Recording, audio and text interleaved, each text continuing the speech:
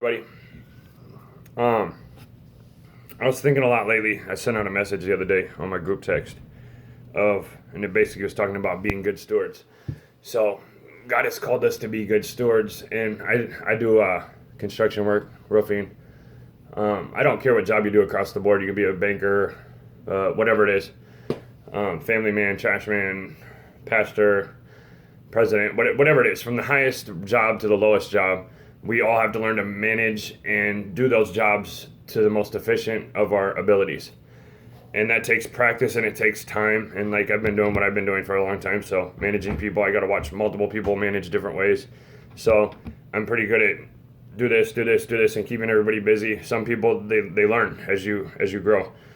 But the Bible tells us we have to be good stewards. And one of my biggest things, especially with guys that I work with, I don't want you to just make money. I don't want you to just have money.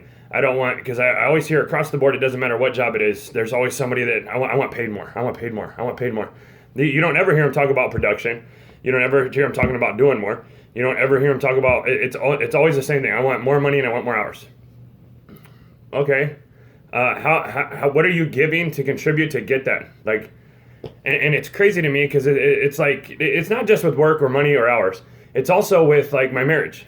I hope you talk about their marriage. Like, I don't like the way she treats me, or their relationship. Some people aren't married, and you shouldn't be if you're not a believer. I honestly believe that, because the institution of marriage is for believers. Like, otherwise you're just kind of playing around. Like, the institution of everything is really, God created us. We go to the Creator, and it goes marriage, then it goes kids, then it trickles down to everybody else. But my whole point is management and good stewardship. We're to be good stewards with our marriages, with our money, with our everything, with our children, with our wives, with our husbands, with our spouses, with whatever it is across the board. You're to manage that. You're to be a good steward of it. One of my big things is you reap what you sow. But it's just crazy to me because all the way across the board, it's people always want something. They want something in their marriage. They want something at work. They want something. What are you giving? Give as you expect to get. I mean, what are we giving? People, like, sorry, I was sore back from work. But seriously, it's crazy to me because it's like it's never what you're giving or what you're doing. It's what you're not getting. And I see it across the board. And it's like, if we would manage or contribute or do more to get those things, you'll get what you give. Like, you will. It'll happen every time. You'll reap what you sow. You'll get back what you get. Like, I give and I give and I give and I give, and God has always been give it back. Give and I'll give it back to you. I mean, these things are across the board, and it's crazy to me because it's just I am so astoundingly in the Word. Like, it's just nuts to me. Like, I read this thing when I got in trouble way back when I was younger, and ever since it's just been like a never-ending spring or a never-ending well of water, of overflowing something. It doesn't mean I've always lived perfectly or done the right things, even in my marriage or my work or everything else. We all have catastrophes and messes ups, loop-de-loops, all those things. You'll hear me talk about that in many videos. But you have to learn to be a good steward. And if that starts with money management, if it starts with your marriages, like, some people aren't married, they're still kids, and just, I want to get a paycheck and blow it on dumb stuff. I did that too once. But you have to learn to manage things in your life. And if you can't do that, don't expect God to give you something you're already wasting and not using correctly. Like, seriously. And I love this thing across the board. I have a marriages one in here, and I don't want to stay on that, but the grass is greener over here. It's not greener. It's that they're nurturing their lawn. They're watering it. They're taking care of it. They're fertilizing it. And if you do that with your marriage, like, you constantly send little messages like, I love you. You're a great mom. You're great, from my aspect, but whatever it is for your aspect. And it's not that people don't, everybody has problems. Like, we have kids, throw a mix into that. Lots of kids, like, it makes you irritable, more stressful. Running crews at work can make you irritable, more stressful.